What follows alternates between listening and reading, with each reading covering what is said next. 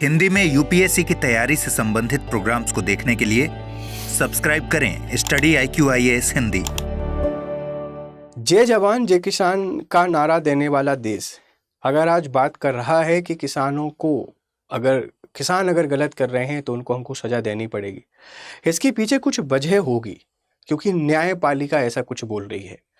आज का जो मुद्दा है वो किसानों से संबंधित इश्यूज में आप लोग यूज़ कर सकते हैं। इसी के साथ में हम यहाँ पर समझने की कोशिश करेंगे कि जुडिशियल ओवर रीच क्या होती है, न्यायिक अतिरेक क्या है। तो जुडिशरी से जुड़े हुए मुद्दों में भी हम इसको यूज़ कर सकते हैं। इसी के साथ में इसमें एक ऐसा कॉन्टेक्स्ट छुपा हुआ है कि आप उसको यूज़ कर सकते हैं पर्यावरण और क्लाइमेट चेंज से संबंधित मुद्दों पर।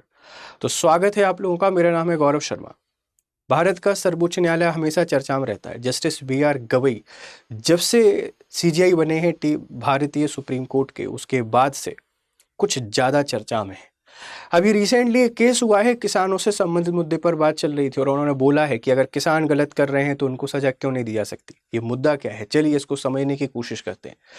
जब आप इस मुद्दे को देखते हैं तो कहानी कुछ इस तरीके से हमको देखने को मिलती है। सुप्रीम कोर्ट बोला है पराली जलाने वाले किसानों की गिरफ्तारी क्यों नहीं, जुर्माना नाकाफी, किसानों को जवाबदेह बनाना जरूरी है, एजेंसियां वायु प्रदूषण से निपटने के उपाय बताएं। एक इमेज आपको दिखाई दे रही है, ये पराली जलाना कहते हैं। सर्वोच्च न्यायालय ने क्या बोला है जरा आप एक बार इसको पढ़ लीजिए। किसान देश के लिए महत्वपूर्ण हैं, लेकिन इसका मतलब यह नहीं है कि उन्हें बिना रोक टोक पराली जलाने की अनुमति दी जाए। Justice BR Gavai, chief justice of India.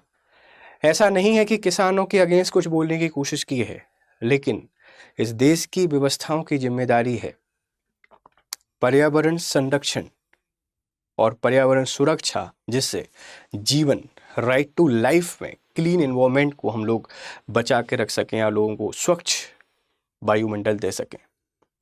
पराली क्या होती है, आप सबको पता है कि जब फसलों को काटा जाता है तो फसलों का जो बचा हुआ हिस्सा है, रिमेनिंग जो हिस्सा है, उस रिमेनिंग हिस्से को, उस रिमेनिंग पार्ट को हम लोग पराली कहते हैं।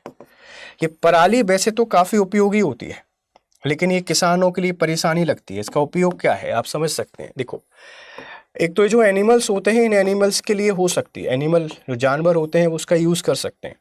जानवरों के साथ में आप लोग देख सकते हैं कुछ हीट होती है, इस हीट से, गर्मी से रक्षा करती है फसलों की, मिट्टी की। लेकिन जब कल्टीवेशन किया जाता है, जब फसलों की हकाई जुताई की जाती है तो परेशानी का सबब बन जाती है और इसके कारण किसान परेशान रहते हैं। तो उसका आसान तरीका निकालते हैं और आसान तरीका है कि उसको जला दिया जाए। अब वो जलाना बड़ा आसान लगता है, लेकिन इसके बहुत सारे दुष्परिणाम हैं। सर कैसे दुष्परिणाम है, समझने की कोशिश कीजिए।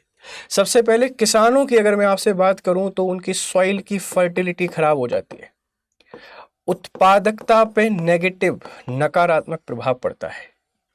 दूसरा, हेल्थ जो है किसानों की, उस पर भी नकारात्मक प्रभाव पड़ता है और हमारी जो बायोडाइवर्सिटी है उस बायोडाइवर्सिटी को भी नेगेटिव बनाती है। इसके अलावा आपके द्वारा जो पराली जलाई जाती है गाँव में, स्पेशली पंजाब हरियाणा में, उसका इम्पैक्ट हमको दिल्ली में देखने को मिलता है। पंजाब, हरियाणा, दिल्ली, पूरे दिल्ली NCR का एयर क्वालिटी इंडेक्स इतना डिजास्टर बन जाता है कि आप चलते हुए स्मोक कर रहे हैं। आप अगर NCR में हैं, आप स्मोकिंग नहीं करते हैं, आप नॉन स्मोकर हैं, लेकिन फिर भी उतना धुआं आपके अंदर है जितना चेन स्मोकर के पास होता है। तो सुप्रीम कोर्ट इसी पर सुनवाई कर रहा था और उनका कहना यह है कि नियम सिर्फ काफ़ी नहीं है। अगर किसान समझाने से नहीं समझ रहे हैं तो हमें उनके कुछ समाधान निकालने पड़ेंगे। क्योंकि ये सिर्फ और सिर्फ एयर क्वालिटी इंडेक्स की बात नहीं है, ये बात है मिट्टी की उत्पादकता की। अगर प्रोडक्शन नहीं होगा तो आने वाली पीढ़ियों को क्या खिलाएंगे हम। सस्टेनेबल डेवलपमेंट के गोल को हासिल करने के लिए ये पराली जो जलाई जाती है इस पर रोक लगाना बहुत जरूरी है। यही सवाल किया है जस्टिस BR गवई ने प्रदूषण नियंत्रण एजेंसियों और सरकारों से। क्या है पूरा मसला, इसको समझने की कोशिश करते हैं। आप इसको क्लाइमेट चेंज, पराली की समस्या, मिट्टी की उत्पादकता पर जो सवाल खड़े हो रहे हैं वहाँ, और किसानों से संबंधित मुद्दों पर आप इसको यूज़ कर सकते हैं। बढ़िया तरीके से आंसर राइटिंग कर पाएंगे आप इस आर्टिकल के बाद। चलिए, तो पूरी कहानी क्या है, पूरी कहानी को देखिए। सुप्रीम कोर्ट और पराली जलाने का मामला। समस्या, दिल्ली NCR और उत्तर भारत में हर साल सर्दियों में वायु प्रदूषण खतरनाक स्तर तक पहुंच जाता है। मुख्य कारण है पराली जलाना पटाखे, वाहनों का धुआं, औद्योगिक उत्सर्जन और मौसम की प्रतिकूल स्थितियां। न्यायिक हस्तक्षेप। सुप्रीम कोर्ट समय समय पर केंद्र और राज्यों को प्रदूषण नियंत्रण हेतु दिशा निर्देश देता रहता है। दिल्ली में पटाखे बैन है, आप सबको पता है। उससे भी ज़्यादा खतरनाक जो हो रखा है वो पराली की समस्या हो रखी है। तो इसीलिए सुप्रीम कोर्ट ने बोला है कि इसका समाधान निकालिए। आप नहीं निकाल पा रहे हैं तो हमसे बोलिए, हम इसके लिए कानून बना देते हैं। फिर आप बोलोगे जुडिशियल ओवर रीच कर दिया है, आप हमारी शक्ति का हनन कर रहे हो। लेकिन ज़रूरी है, लोगों का जो स्वास्थ्य है उसका ख्याल रखना भी व्यवस्थाओं की जिम्मेदारी है।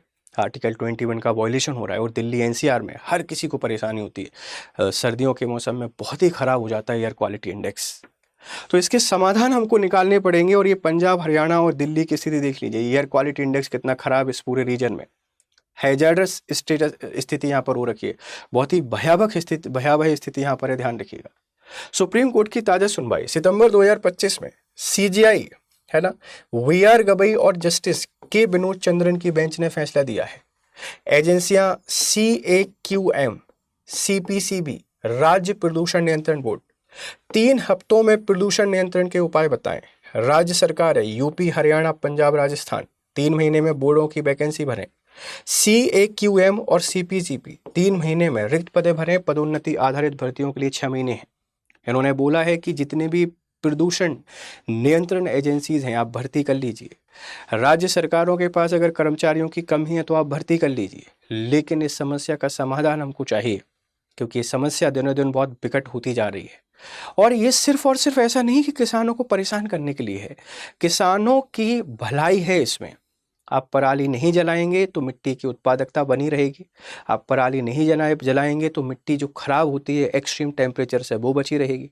और जब वो टूट कर खेतों में गिरेगी, पैरों के जो जानवर हैं उनके पैरों से, तो वो एक खाद के तौर पर काम करेगी, तो बहुत उपयोगी है।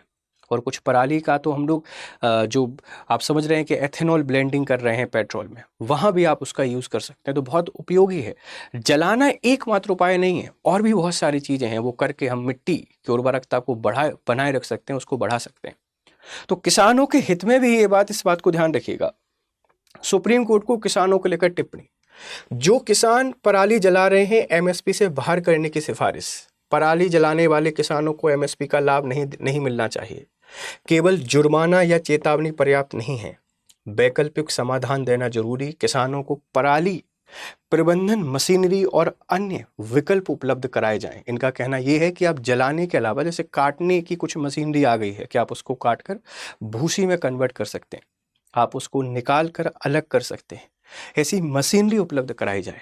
क्योंकि किसान उतना अवेयर नहीं है, किसान के पास उतना पैसा नहीं है, उसको जो आसान काम दिखता है उस काम को अपना लेता है। तो पहला जो MSP से बाहर करना, उस कब करना है, जब आप उनको फैसिलिटी प्रोवाइड कराते हैं। कठोर कार्रवाई, पंजाब व हरियाणा को निर्देश, केवल मामूली जुर्माना ना लगाकर सख्त कार्रवाई करें। लेकिन किसान को केवल खलनायक की तरह प्रस्तुत करना भी गलत है। ये एक इंपॉर्टेंट स्टेटमेंट है कि जो किसान है आप उसको खलनायक की तरह प्रेजेंट ना करें, आप अपनी गलती भी एक्सेप्ट करें कि क्या आपने अवेयरनेस कैंप चलाए, क्या आपने फैसिलिटी प्रोवाइड कराई, क्या आपने मशीनरी उपलब्ध कराई। उसके बाद भी अगर ऐसा हो रहा है, क्या आपने नियमों का सही से क्रियान्वयन किया। पिछले कुछ समय पहले की एक घटना मुझको याद आती है कि हरियाणा की एक बच्ची थी, वो अपने पिताजी के ऊपर पुलिस थाने में केस करके आ गई थी, और वजह थी पराली जलाना। इसको कहते हैं अवेयरनेस, इसको कहते हैं कि 100 मोटो पावर का यूज़ किया उस बच्चे ने, खुद की इच्छा से, खुद के विवेक का प्रयोग करके। ये पर्यावरण के लिए हानिकारक है, पिताजी पे FIR कर दी, बाद में समझाई देकर पुलिस ने उनको छोड़ा। तो ये किसानों को यहाँ पे खलनायक नहीं बताया जा रहा है, ये किसानों के जीवन से जुड़ा हुआ बहुत ही इंपॉर्टेंट मुद्दा है। जिस तरीके से आबादी बढ़ रही है, अगर हम मिट्टी की उर्वरता को खत्म करते रहेंगे, जैसे पंजाब में एक प्रॉब्लम चल रही है कि इनफर्टिलिटी बढ़ चुकी है बहुत ज़्यादा, क्योंकि हमने इतने ज़्यादा फर्टिलाइजर्स यूज़ कर लिए हैं। तो मिट्टी की उर्वरता को बढ़ाए रखने के लिए ज़रूरी है, तभी किसानों की इनकम को हम लोग डबल कर पाएंगे। तो ये कुछ टिप्पणी की है कि ऐसा कुछ किया जा सकता है। परीक्षा के दृष्टिकोण की बात करते हैं। CAQM क्या है? Commission for air quality management 2021 में गठित किया गया था। दिल्ली, NCR और आसपास के राज्यों में वायु गुणवत्ता के प्रबंधन के लिए। आपसे कोई पूछ सकता है कि CAQM क्या है? Commission for air quality management 2021 में इसको गठित किया गया है, और कहाँ कहाँ पर एयर की क्वालिटी देखना है। CPCB की बात करते हैं, सेंट्रल पॉल्यूशन कंट्रोल बोर्ड। केंद्रीय प्रदूषण नियंत्रण निकाय 1974 में स्थापित है। एनसीआर में कौन आता है? दिल्ली, हरियाणा, पंजाब, उत्तर प्रदेश और राजस्थान आते हैं। एयर AQI क्या है? एयर क्वालिटी इंडेक्स है। 0 से 50 तो बहुत अच्छा है, 51 से 100 है तो संतोषजनक है, 101 से 200 तक मध्यम है, 201 से 300 खराब है। अब दिल्ली NCR में कहीं भी आ जाइए, 300 से कम आपको AQI मिलेगा ही नहीं। मतलब कितनी खराब स्थिति में हम लोग खड़े हुए हैं। और बहुत सारी जगह तो आपको ये मिलेगा 301 से 400, और बहुत खराब होगा 401 से 500। बहुत गंभीर स्थिति है। तो ये क्या है आप ध्यान रखना, CAQM का फुल फॉर्म क्या है, CPCB क्या है, NCR क्या है, AQI क्या है, इन सब से हमको अवेयर रहना चाहिए। अगर मैं आपसे एयर क्वालिटी इंडेक्स के बारे में बात करूं तो AQI प्रणाली 2014 में लॉन्च की थी इसको central pollution control board CPCB के द्वारा, मिनिस्ट्री ऑफ पर्यावरण, वन और जलवायु परिवर्तन मंत्रालय के अधीन। कवर किए गए प्रदूषक 8 हैं। एयर क्वालिटी को खराब करने वाले प्रदूषक 8 हैं। इसमें PM10 है, पर्टिकुलेट मीटर, ये 10 PM 2.5 है, पर्टिकुलेट मीटर 2.5 है। NO2 है, नाइट्रोजन डाइऑक्साइड, SO2 है, सल्फर डाइऑक्साइड, CO है, carbon monoxide, O3 ozone, NH3 ammonia, PB lead, ये सारे के सारे प्रदूषक हैं जो एयर क्वालिटी को खराब कर रहे हैं। इनकी मात्रा एयर क्वालिटी को बद से बदतर बनाती जा रही है और इस सभी के लिए बहुत ही हानिकारक है, ध्यान रखिएगा।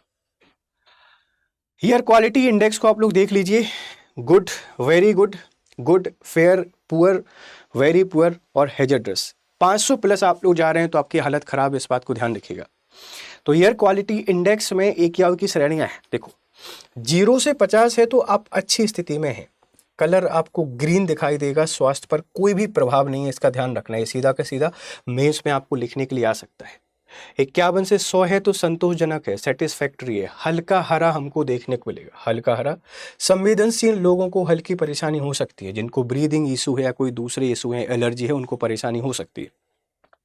ये तो सपना है भारत में, चंडीगढ़, इंदौर जैसे शहरों में ही आपको देखने को मिलेगा, बाकी हर जगह हालत बहुत खराब है। 101 से लेके 200 तक मध्यम है, मॉडरेट। येलो कलर ये आपको हर जगह देखने को मिल जाएगा, बच्चों, वृद्धों, अस्थमा रोगियों को दिक्कत इसमें होती है। 201 से 300 की बात करते हैं तो बहुत खराब है, पुअर है। नारंगी, ऑरेंज, श्वसन रोगियों को ज़्यादा परेशानी होती है। 301 से लेकर 400 है तो बहुत ही खराब है, वेरी पुअर है। रेड कलर आपको दिखाई देगा, लंबे समय तक रहने वाले गंभीर रोग। और 401 से लेकर 500 है तो गंभीर है, सीवियर है। भूरा, गहरा, लाल, मैरून, सामान्य लोगों पर भी गंभीर असर, आपात स्थिति हो सकती है। तो सुप्रीम कोर्ट ने जो वर्डिक्ट दिया है इसको आप एक तानाशाह की तरह मान सकते हैं, जुडिशियल ओवररीच कह सकते हैं। लेकिन ध्यान रखिए, पर्यावरण की सुरक्षा, पर्यावरण का संरक्षक व्यवस्थापकों का इम्पोर्टेंट रोल है। Article 21 right to life, article 48A, 51, हर जगह एनवायरमेंट प्रोटेक्शन के लिए सरकार रिस्पॉन्सिबल है। अगर ध्यान नहीं देंगे तो कैसे काम चलेगा। तो क्लाइमेट चेंज पर पराली के बहुत ही नेगेटिव इम्पैक्ट हैं। देखिए, एक तो एयर क्वालिटी इंडेक्स को खराब कर रही है, टेम्परेचर बढ़ता है उससे, और पराली जलाने पर बहुत सारी GHG गैसें निकलती हैं, ग्रीन हाउस गैसें निकलती हैं। ये क्लाइमेट चेंज को बढ़ावा दे रही हैं। इनके कारण ओजोन डिप्लीशन हमको देखने को मिल रहा है। तो सिर्फ और सिर्फ ये पराली जलाने का मुद्दा नहीं है, यहाँ पर ढेर सारी इश्यूज हैं जो आपको समझ में आ रहे होंगे, आप इनको कवर कर सकते हैं। जब आप इस थंबनेल को देखेंगे तो थंबनेल को देखने के बाद आपको ये खबर बहुत ख़राब लग सकती है, लेकिन अंदर का एनालिसिस देखेंगे तो समझ में आएगा कि पराली कितनी सीरियस मुद्दा बन चुका है। आप दिल्ली NCR आइए, आके समझिए। किसानों की बात भी मैं करता हूँ, किसान भी बहुत परेशान है, पैदावार नहीं होती है। तो पैदावार नहीं होने के पीछे कारण ये भी है कि फर्टिलिटी की प्रॉब्लम आ गई है, वो पराली जलाने और एक्सीड फर्टिलाइजर्स यूज़ करने से हो रही है। बहुत कम ज़मीनें हैं तो संसाधनों की कमी है। यहाँ सरकार को संसाधन उपलब्ध कराने चाहिए, पराली को लेकर अवेयरनेस फैलानी चाहिए, स्ट्रिक्ट तरीके से उसको लागू करनी चाहिए। और पराली सरकार को खुद से किसानों को मोटिवेट करना चाहिए, कुछ उनके लिए इंसेंटिव प्रोवाइड कराने चाहिए। धीरे धीरे करके उसको हम लोग न्यूट्रल वैल्यू पर लेके आ सकते हैं। किसान इस देश की आन बान शान है, अन्नदाता है, सब कुछ है। देखते हैं 3 महीने में क्या इसको लेकर गाइडलाइन बनती है। लेकिन फिर भी मेरी आपसे अपील है, आप किसान हैं, इस देश की शान है, आन बान शान सब कुछ है। आप खुद अपनी मिट्टी, जिसको हम लोग माँ से ज़्यादा मानते हैं, उसकी रक्षा कीजिए। ऑर्गेनिक फार्मिंग की तरफ हमको शिफ्ट होना है, एक्सट्रीम यूज नहीं करना है जो फर्टिलाइजर्स हैं उनका, और इस देश को महान बनाने में सहयोग करते हैं। आपको वीडियोस कैसे लगते हैं, अपने फीडबैक हमको जरूर दें। इसी के साथ में अगर आप मुझसे जुड़ना चाहते हैं तो मुझसे जुड़ने के लिए ये मेरा टेलीग्राम चैनल है, आप इसको ज्वाइन कर सकते हैं और यहाँ पे आपको PDF एंड अपडेट्स मिल जाती हैं। Thank you very much for discussion. Have a nice time. Good day. Hindi में यूपीएससी की तैयारी से संबंधित प्रोग्राम्स को देखने के लिए सब्सक्राइब करें स्टडी IQ IAS हिंदी।